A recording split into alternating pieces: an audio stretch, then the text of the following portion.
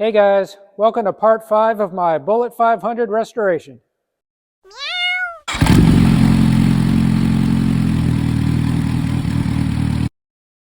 So, this is the big one. I'm dropping the crankcase and replacing all the bearings and the crankshaft. Both the crankshaft and bearings are European upgrades, so they should outlive all of us. The crankshaft did cost a small fortune. The money, Skylar, where is the rest? But the Indian one in here failed after less than 20,000 miles, and I'm thinking long term with this bike. I don't ever want to crack this crankcase open again. For any of you working on your own bikes, this is probably the most intimidating part, but it's really not that big a deal, especially on an old school single-cylinder bike like this. So sit back, grab some popcorn, and let's get to work. So the first thing we have to do is take off the chain and the front sprocket.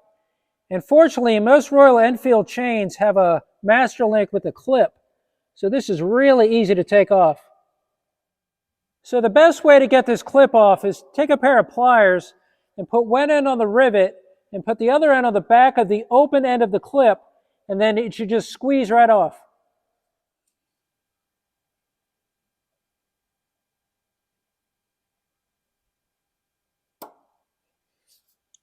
Just like that.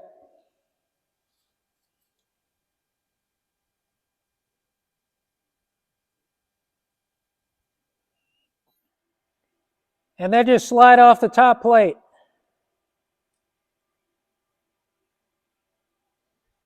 And then slide out the back plate and you can unlink the chain.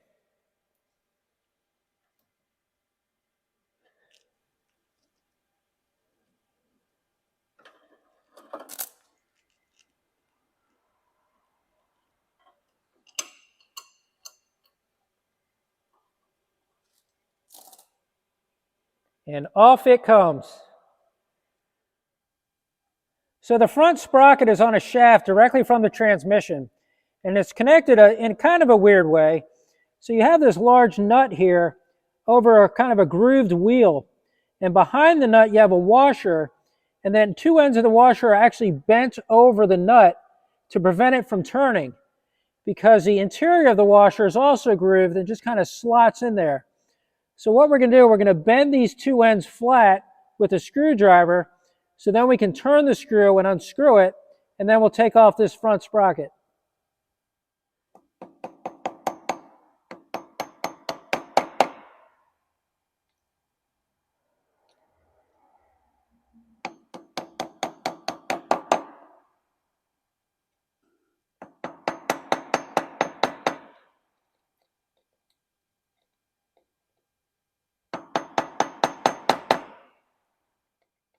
Now it's flat and out of the way. So surprisingly, this is not on very tight at all, and you can literally just unscrew it with your fingers. But that washer was holding it in place.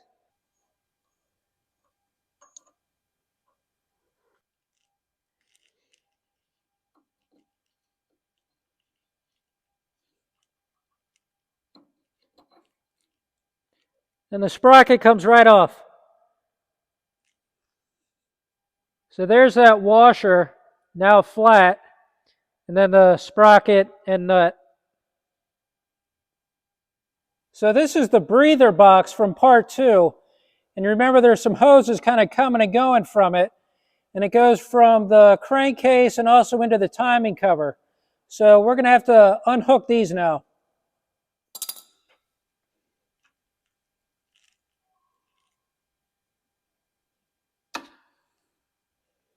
You just need to push the little zip tie that was on here off.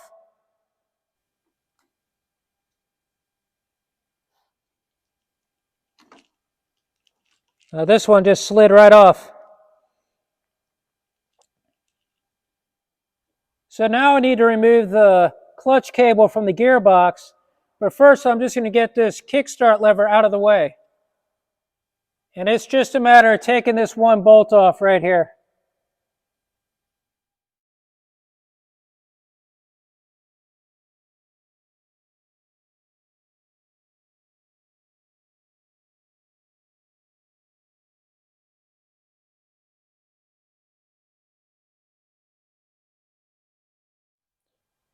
To remove the clutch cable, just lift up this little boot and you'll see a locking nut right here.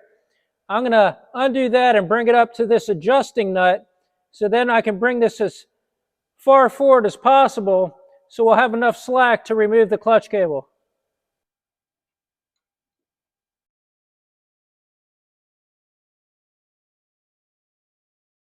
Now that these two are together, I'm just going to screw this all the way up to the top.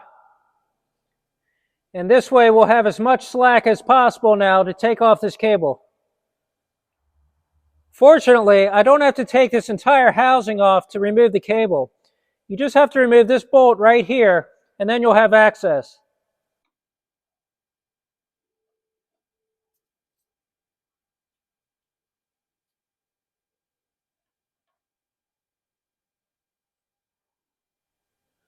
So it's a little cramped in here. I hope you can see what I'm looking at.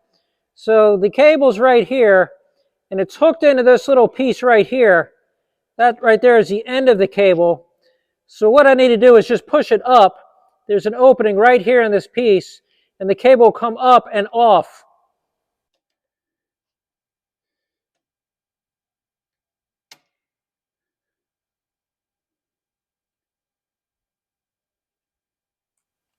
And now we just unscrew it from the gearbox.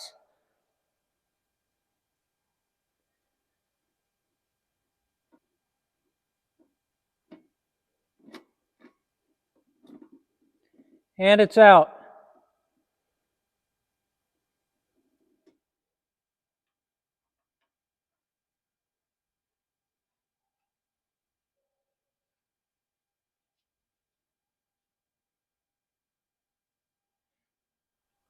So the crankshaft is held on in three places.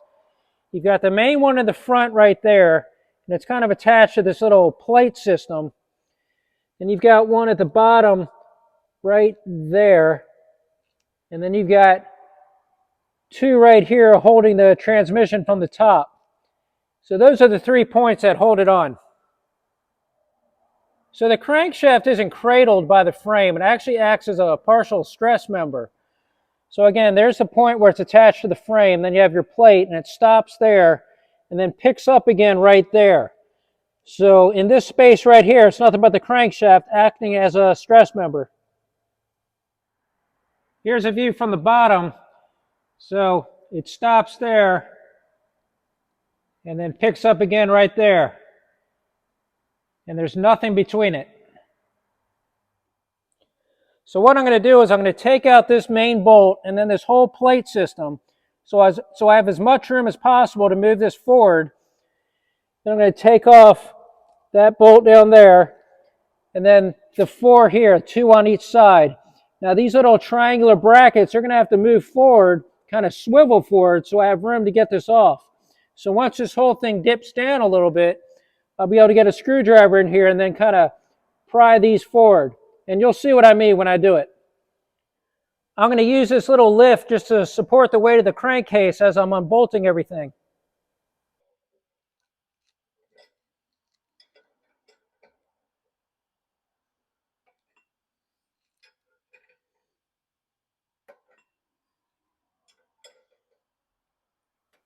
So the lift is just kind of resting on the bottom of the crankcase. There's no real upward pressure.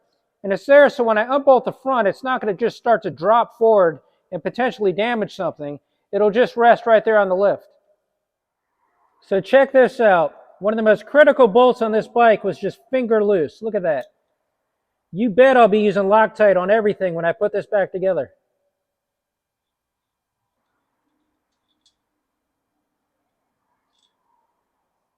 There's a second nut on this side, also just finger tight. Crazy.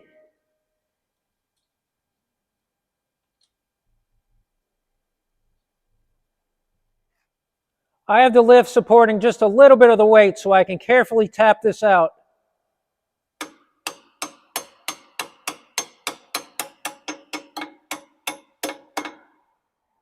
I'm just going to use a small screwdriver to punch it all the way through.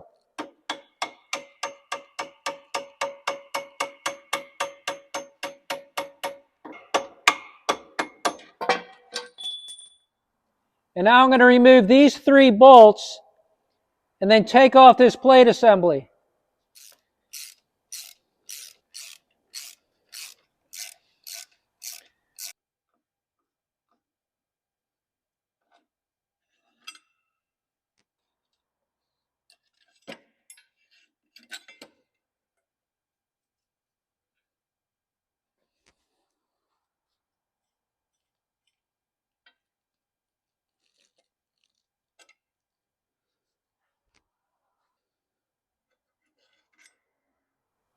So now I have a little wiggle room in the front. Now I'm going to take off that bottom bolt right there.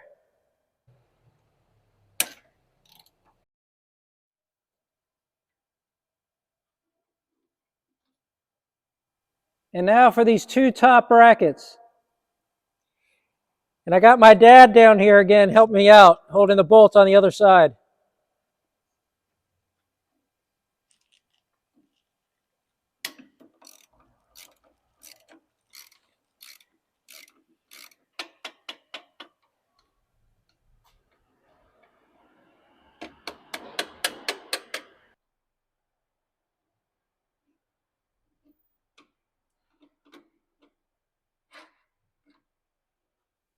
All right, it looks like there's one more bolt we got to take out. That one right there.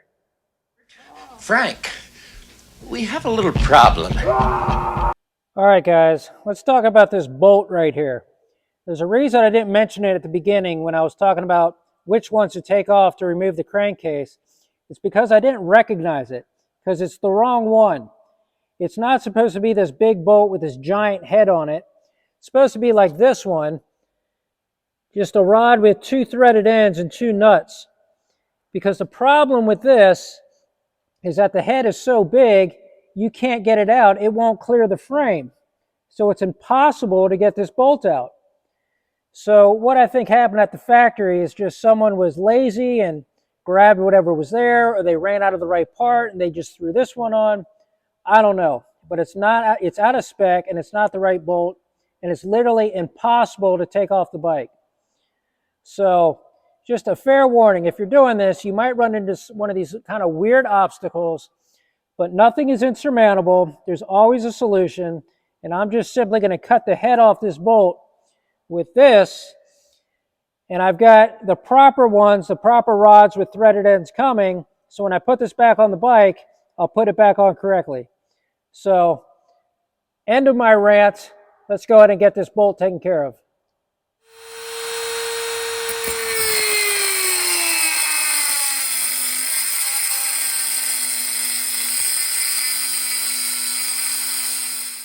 That's what I'm talking about right there. Gone.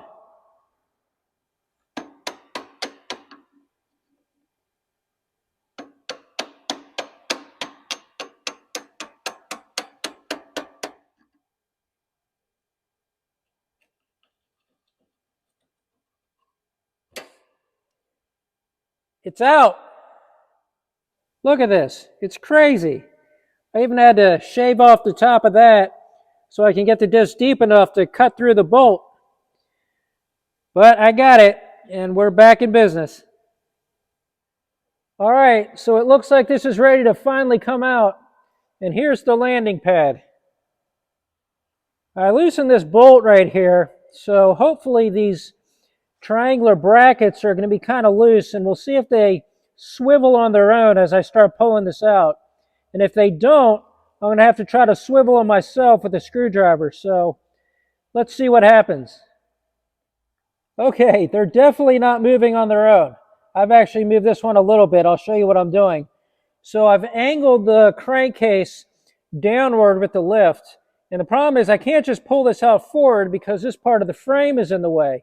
I've got to pull it out to the right of the bike, sideways. And these brackets are holding it in place right now. So by angling it down on the lift, I've got a good angle here where I can now kind of start pushing these outwards so they'll be out of the way. And they're really tight, even with this bolt loosened. So I'm just tapping it with a hammer in the back, and you can see they're coming up. So once these are out of the way, I should be able to pull this whole thing out of the right side of the bike. and then stick it right here on this pad.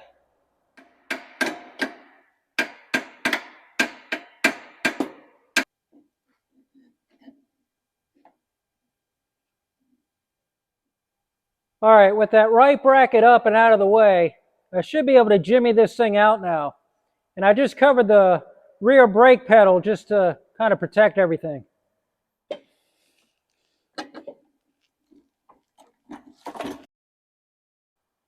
All right, so I wrestled it out. It wasn't too hard, but surprise, we got a wire coming out.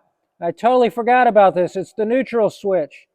Now there should be a little Phillips head screw that I can take out to get this off.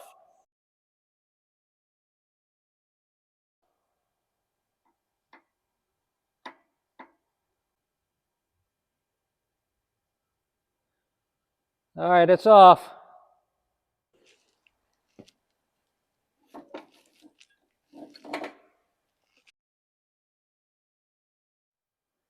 All right, so it wasn't the easiest thing in the world. We hit a few obstacles, but I stuck this landing.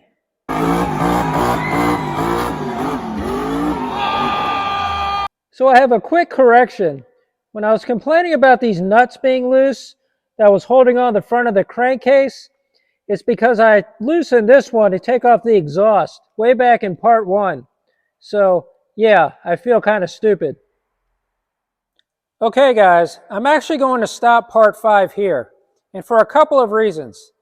If I try to shoehorn the crankcase refurbishment into this, the video is going to be really long, like 45 minutes or more. More important, looking at this series as a whole, the crankcase really needs to stand alone in its own video. It's just too important to have it mixed in with something else. Sorry to make you wait a little longer, but I'm on it, so I expect to have it finished and online later next week. Thanks again for watching, and please hit the like button and leave a comment. It all helps this very new channel. And if you're new, definitely subscribe and stick around. There's a lot of cool stuff on the way.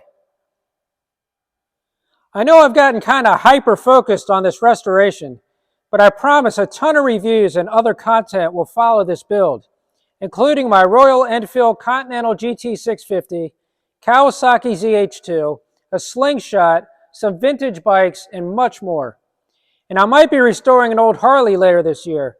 So stay tuned, and until next time, guys.